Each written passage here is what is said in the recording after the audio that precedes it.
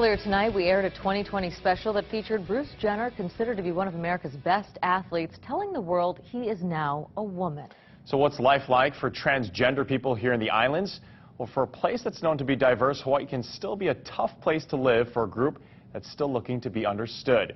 And we want to warn you tonight that some of the language in part of our conversation may not be suitable for some audiences. Kelby, so how was the AIDS walk? For Madeline Ashton, life has always been different. Early on, she knew a part of her life had to be a secret. I never share that with anyone because, especially because you come from Waianae. Waianae is very, and they're very violent, you know. Well, hello, my darling. She works at the Life Foundation, which provides services for people who are HIV positive. Aloha, this is Maddie. How can I help you? She's one of 7 transgender women who work here.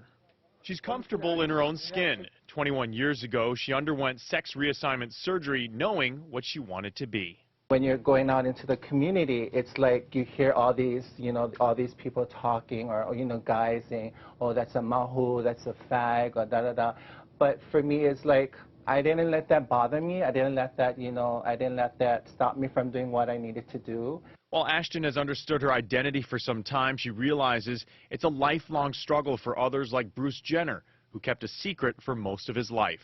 We're not the same person, we're pretty much different people. I really do hope that, she finds peace within herself, and hopefully her family comes around, because it's not easy for her, and it's a huge sacrifice.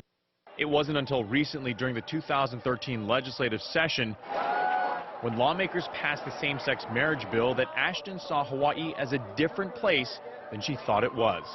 I was taken back, and I was, at first I cried. I cried because I didn't understand. I didn't understand how people can be so cruel and how they can be so mean. It was harder for me to see relatives or friends on the opposing side that, I've watched some of their kids.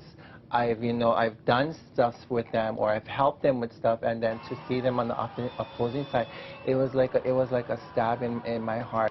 From bitterness to resentment, she has come to accept that some people may never accept her. All that matters, she says, is that she's living her truth. Everybody just wants to be accepted. Everyone wants to live their life, and whether you come out at 21 or 60, however old she is, it's really all up to that person, and it's about just finding that right support. And that's the common thread between Bruce Jenner and Maddie tonight. Everyone just asking for understanding. Yeah, and one thing that she said to me during our conversation that I thought was very poignant was that she said it's not who you are, it's not whether you're straight or gay or transgender, it's about what you do in your community that you should be judged upon. Yeah. So, wow. I thought that was well said.